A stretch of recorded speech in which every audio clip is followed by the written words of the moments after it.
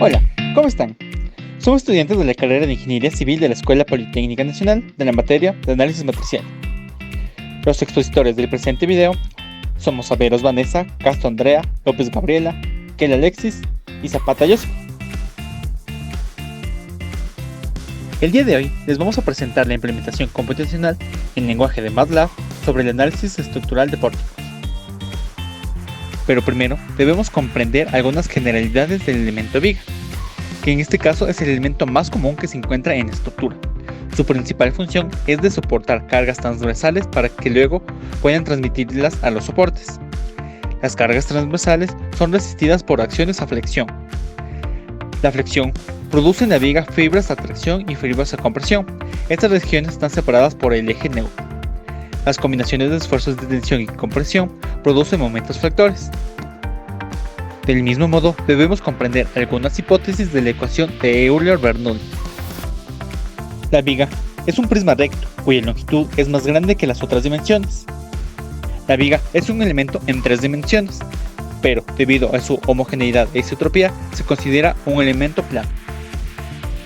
La viga es un material linealmente elástico que sigue la ley de Hooke. La ley de Hooke nos dice que las deformaciones son directamente proporcionales a las fuerzas aplicadas en un elemento. La sección transversal es simétrica en relación a su plano vertical, en donde tiene un eje neutro. Los planos perpendiculares a la línea neutra permanecen planos antes, durante y después de la flexión. El ángulo de rotación es pequeño, por lo cual se va a tener pequeñas deformaciones. Los efectos de momento de inercia y de rotación son despreciables. La viga va a tener un material homogéneo. Para la implementación del código en MATLAB se consideró el método del elemento finito, en el cual se puede discretizar el dominio en subdominios que permitan una derivación sistemática para que luego se pueda ensamblar las soluciones de ecuaciones parciales en una ecuación global, continua, que representa los desplazamientos de toda la estructura.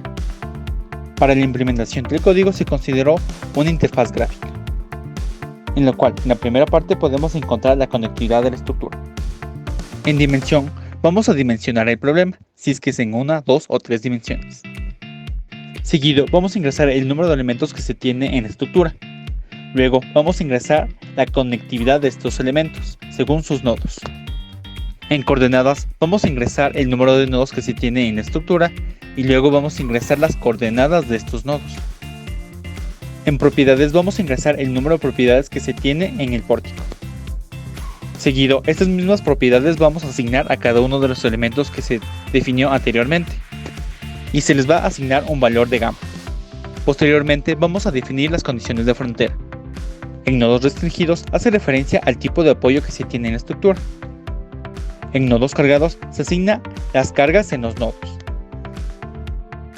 En el botón resultados nos arroja el número de ecuaciones que se tiene en la estructura, y el mismo va a calcular el dibujo, los desplazamientos y las fuerzas de los elementos. Pasando el código, vamos a tener un archivo denominado dimensión arreglos.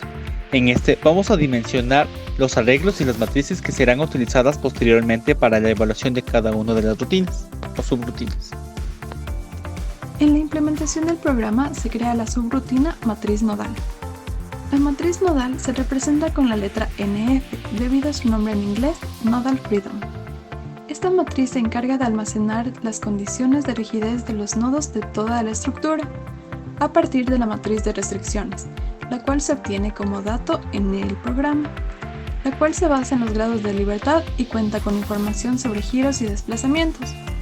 Además, la matriz nodal varía dependiendo del número de dimensiones con la que se trabaja, y se representa mediante una descripción nodal numérica, en la que inicialmente se considera que todos los elementos tienen libre traslación, para posteriormente asignar su condición, como se puede observar en la diapositiva en la parte de inicialización. Para esta matriz se utilizan valores de 0 para representar que la estructura no se desplaza, es decir, que no hay aporte en esta dirección, y 1 cuando es un grado de libertad efectivo y contribuye en la matriz de rigidez. Como se puede observar en la parte de la mitad de la diapositiva, se va a generar un contador, el cual va a ir aumentando cada vez que encuentre un grado de libertad efectivo. Finalmente se realizará una suma de todas estas contribuciones, para obtener el número de ecuaciones, la cual va a considerar solo los grados de libertad que no han sido resueltos, es decir, el total de grados de libertad de la estructura. También se puede observar un ejemplo en la parte inferior de la diapositiva. También se crea la subrutina num2g, la cual consiste en encontrar el valor máximo de grados de libertad efectivos de cada elemento y el máximo de este para así definir un ancho de banda de toda la estructura. Esto se realiza ya que es un proceso de optimización de uso de memoria, el cual también se basa en las características de la matriz de rigidez global, es decir, que es una matriz simétrica y bandeada.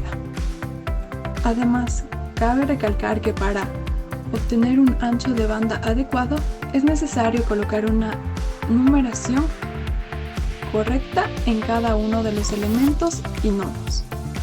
Como se puede observar en la diapositiva, esta matriz va a ir por cada uno de los elementos y considerando cada uno de los nodos. Finalmente se obtendrá el ancho de banda, al cual se le debe sumar 1 debido a que es para incluir los extremos del intervalo.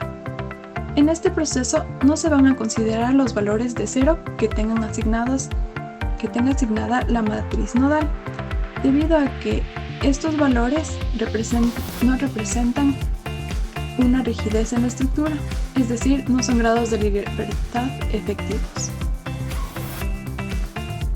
A continuación, se va a ensamblar la matriz de rigidez global de la estructura. En términos generales, esta parte del código consiste en encerar la matriz KB e ingresar a un bucle for para ir recorriendo cada uno de los elementos de la estructura. Se va a analizar su matriz de rigidez local transformada a coordenadas globales para ensamblar la matriz de rigidez K de la estructura. Al tener la matriz de rigidez de cada elemento, se va a ensamblar el vector KB, el cual es una simplificación de la matriz de rigidez global K. Dicha simplificación consiste en almacenar solo los elementos que se encuentran dentro del ancho de banda de la diagonal superior. Desde GNUM se extrae el nodo I y el nodo J de cada elemento. Posteriormente se considera la conectividad, la cual va a permitir conocer qué coordenadas están relacionadas a los nodos que pertenecen a ese elemento. De esta manera extraer una nueva matriz donde se presenta las coordenadas X, Y y Z de los nodos asociados al elemento de estudio. Adicionalmente, se considera la matriz de propiedades de cada elemento de la estructura y un vector denominado gamma, el cual ayuda a describir la orientación de un elemento con respecto a sus coordenadas globales. Posteriormente se ingresa a una subrutina rigid jointed en la cual se evalúa la matriz de rigidez de cada elemento en coordenadas globales y posteriormente se ensambla cada matriz de rigidez Km en la matriz Kb, pero con el criterio de banda. Esta subrutina rigid jointed juntas rígidas calcula Km y se va a enviar las propiedades, el elemento que se esté evaluando, las coordenadas, el número de dimensión, el vector gamma. Esta subrutina trabaja dependiendo de la dimensión del problema. La dimensión es la que nos permite valorar la matriz de rigidez, ya sea una dimensión, 2 dimensiones, 3 dimensiones. En cada caso se va a extraer varios parámetros como las propiedades mecánicas, la longitud del elemento, y se tiene una descripción de cómo está compuesta la matriz de rigidez dependiendo la dimensión de la estructura. Para cada dimensión se requiere diferentes datos de las propiedades que fueron definidas en un inicio. Para el caso unidimensional, el tamaño de la matriz es de 4×4, en el caso bidimensional es de 6×6 y en el caso tridimensional es de 12×12. Se observa que existen elementos que se valen de la simetría de la matriz, como por ejemplo, Km 3,5 es igual a Km 5,3. Para el caso 3 se tiene una modificación en la que se introduce una incidencia del ángulo gamma en las propiedades mecánicas y geométricas. Esto para considerar la rotación que pueda tener la sección transversal de un elemento de la estructura, con respecto a los ejes globales. Se va construyendo matrices auxiliares como T y TT que posteriormente ayudan a ensamblar la matriz de rigidez elemental. Los datos que se ingresan en el programa son cargas nodales, entendiéndose por cargas a las reacciones y a los momentos que podrían generar una carga Qx genérica. Por tanto, se transforma cualquier carga distribuida en el elemento en reacciones y momentos nodales. Cuando se refiere a Qx, también se puede referir a las cargas puntuales y aplicadas a cualquier distancia del elemento tipo viga. Por tanto, las funciones de Dirac permiten tratar matemáticamente a cargas o momentos puntuales, los mismos que se van a reducir en momentos nodales y reacciones nodales. Al realizar dicho código se pretende que al ingresar las cargas nodales se vayan almacenando en el vector de acuerdo al nodo y al número de grado de libertad asociado, con lo cual se tiene ensamblado el vector de cargas. En nuestro ejemplo, el nodo cargado es el número 2. Tenemos nuestra matriz nodal NF. En el nodo 2 nosotros tenemos nuestros grados de libertad asociados que van del 1 al 6. La carga PY-100 se ubica en el grado de libertad número 2 y esto se evidencia en nuestro vector de cargas LOAD. Con esto se complementa la ecuación de rigidez. Tenemos KB, que es la matriz global reducida, F, que es nuestro vector de cargas LOAD. Evidentemente nos falta resolver dicha ecuación para obtener los desplazamientos nodales. Por lo cual, en el código se utiliza la subrutina banred y backsub, que pueden generar el proceso de eliminación hacia adelante y sustitución hacia atrás. El método que se va a utilizar es una modificación del método de eliminación de Gauss. El método de eliminación de Gauss se resolvía A por X igual a B, siendo A una matriz, por lo cual se ha hecho una modificación para poder optimizar almacenamiento de memoria. Ahora, en lugar de tener una matriz A para resolver, se tiene un vector KB que constituye la rigidez del sistema.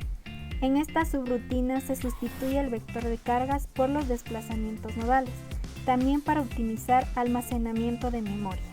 De esta manera se puede resolver el sistema de ecuaciones y evaluar las incógnitas del problema, que en este caso son los desplazamientos nodales. Con los datos de desplazamientos nodales calculados, entramos a la etapa de postprocesamiento. Posterior a los desplazamientos tenemos al bloque 4 o a su vez la etapa de postprocesamiento. En esta etapa se permite calcular variables secundarias de formaciones, esfuerzos, desplazamientos, todo esto en función de los desplazamientos nodales, el vector de los desplazamientos nodales de la estructura.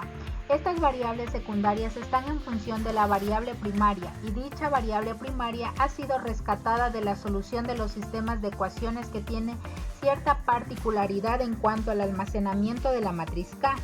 Cabe señalar que en la etapa de postprocesamiento se puede evaluar cargas, momentos, flectores, deformaciones y esfuerzos actuantes en cada uno de los elementos de la estructura. En el postprocesamiento, una vez que se conoce U, es decir, los desplazamientos, se puede evaluar en coordenadas locales.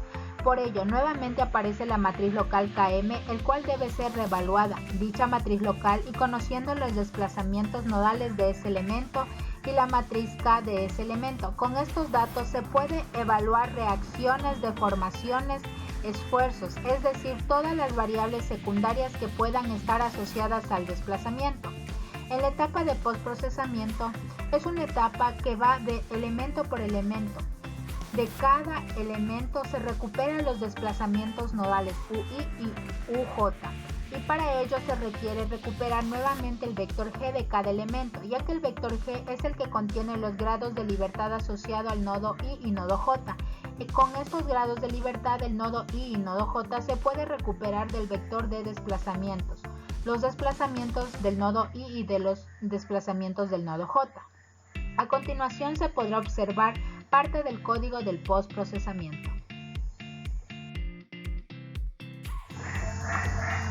En la línea de NUM, aquí se puede o se observa la recuperación primeramente de la conectividad, es decir, cuál es el nodo I y cuál es el nodo J de cada uno de los elementos que pasa por el bucle for, y esto es almacenado en la variable num, y con esto se puede calcular las coordenadas de esos nodos, y una vez que conozco cuál es el nodo I y cuál es el nodo J de cada elemento, ya se puede conocer las coordenadas asociadas a esos nodos. De igual forma se toma el valor de la matriz de las propiedades de cada elemento de la estructura, asimismo se toma en cuenta el ángulo gamma de cada uno de los elementos.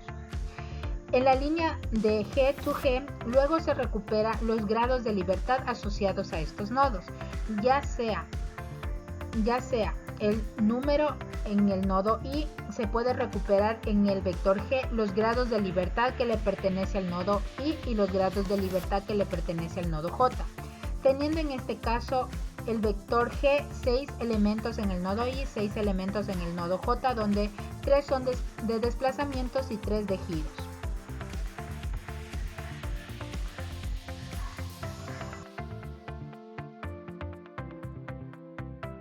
Una vez que ya se conoce el número de grados de libertad asociado al nodo I y al nodo J, se puede ir al vector U, donde aquí se tiene calculado cuánto vale el desplazamiento del grado de libertad, que va desde 1 hasta los 12 grados de libertad. Este vector U tiene información sobre giros y desplazamiento. Se almacena en el vector ELD solo una parte del vector U, es decir, la que corresponde al grado de libertad. El ELD va a tener dos partes, la parte del nodo I y la parte del nodo J, donde I corresponde a 6 posiciones en el vector U y de igual forma J. Esta información es trasladada al ELD y de esa forma ya se tienen los desplazamientos nodales de cada uno de los elementos almacenados en ELD. Una vez que ya tengo calculados los desplazamientos de esos elementos, vuelvo a calcular la matriz de rigidez de ese elemento para conseguir Km del elemento que estoy calculando ELD. Y así calculando las fuerzas nodales, ya sea de fuerzas, momentos asociados a cada elemento de la estructura. Luego se tiene la conversión de coordenadas globales a locales, y así se tiene la descripción de las fuerzas nodales en cada uno de los elementos.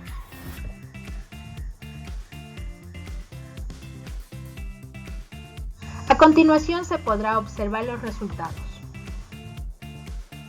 En la presente diapositiva se puede ver el ingreso de los datos, en este caso del pórtico, en donde se pudo calcular los desplazamientos y las fuerzas axiales, como se puede observar en la diapositiva. A continuación se mostrará parte del código para la realización de las diferentes gráficas, ya sea de corte, axial y momento, para los diferentes casos, ya sea en 1, 2 o 3 dimensiones.